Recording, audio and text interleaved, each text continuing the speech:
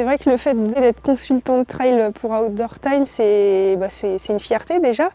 Je pense que c'est intéressant parce que c'est l'occasion aussi de croiser beaucoup d'angles différents sur le trail, que ce soit la pratique en elle-même, mais aussi toutes les professions qui tournent autour, kinés, organisateurs de stages, accompagnateurs en montagne.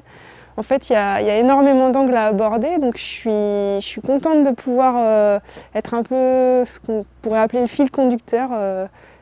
Pour moi, ça va être très enrichissant. Je viens d'un sport qui n'a rien à voir avec le trail, qui est l'aviron, donc un sport d'eau.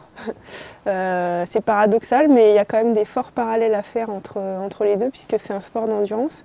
Donc voilà, j'ai pratiqué l'aviron à haut niveau en équipe de France pendant une dizaine d'années, jusqu'en 2006 où j'ai basculé dans la montagne et dans le trail. Je pense qu'à la base, il faut être amoureux de la montagne pour pratiquer le trail, ce qui était mon cas, ce qui l'est toujours d'ailleurs.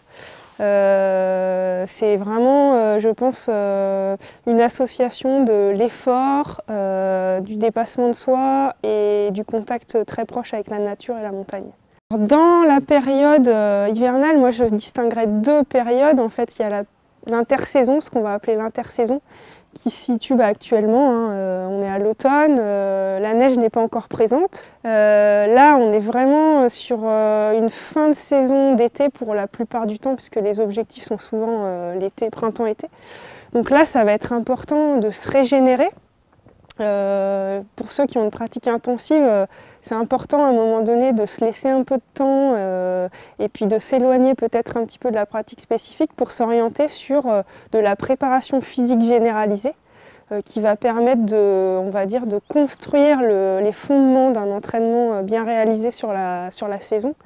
Donc les ateliers de préparation physique généralisée, ça va passer par du renforcement musculaire, donc par exemple des choses type musculation avec ou sans charge, mais aussi du renforcement abdo-lombaire. C'est important pour beaucoup de choses, notamment pour se préserver plus tard des blessures. Et puis après, il y a toute la partie qu'on va appeler préparation physique spécifique, sachant que dans ces ateliers, on va essayer de développer le pied montagnard, entre guillemets, c'est-à-dire tout ce qui va être atelier de proprioception. Donc c'est un terme un petit peu barbare pour ceux qui ne connaissent pas, mais en gros c'est d'apprendre à son pied à avoir une vision montagnarde, anticiper, essayer de gérer les instabilités, avoir une meilleure souplesse de la cheville, ça c'est important. Et puis après il y a tous les petits ateliers ludiques qu'on peut mettre en place, type ce qu'on voit sur les pistes d'athlée, montée de genoux, talons-fesses, montée d'escalier, enfin voilà. Alors l'hiver, il y a plusieurs choses. C'est effectivement, nous on habite pas mal dans les montagnes, donc qui dit montagne dit neige l'hiver, donc il faut s'adapter au milieu, on n'a pas le choix. Ça peut être le moment pour ceux qui en ont les moyens de varier les activités.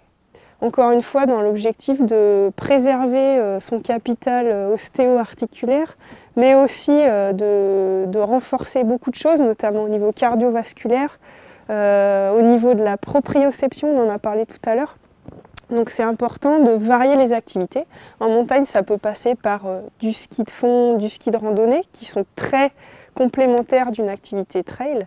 Mais on peut parler aussi du ski alpin qui permet de renforcer musculairement au niveau excentrique. Donc là on rentre dans des termes un peu techniques, mais c'est vrai que c'est important de trouver des activités un peu complémentaires. Ce qui va être VTT ou vélo de route sont des très bons outils aussi. Le VTT parce que ça va permettre d'apprendre à anticiper le terrain, ça va permettre de faire du dénivelé, donc de développer ses capacités cardiovasculaires. Donc c'est important l'hiver de débrancher un peu du trail et puis d'en profiter pour développer ses capacités physiques générales. Alors effectivement, en ce qui concerne l'alimentation, je dirais que traditionnellement on parle de fondue et de tartiflette l'hiver. Malheureusement, je ne peux pas dire le contraire, c'est pas ce qu'il y a de mieux pour être performant, on va dire, au niveau sportif. On part plutôt sur l'idée de garder une alimentation variée, équilibrée, avec des aliments de saison. Pour moi, c'est la base. Et puis effectivement, garder la notion de plaisir. Une fondue, une tartiflette, c'est pas à bannir. si c'est une fois de temps en temps.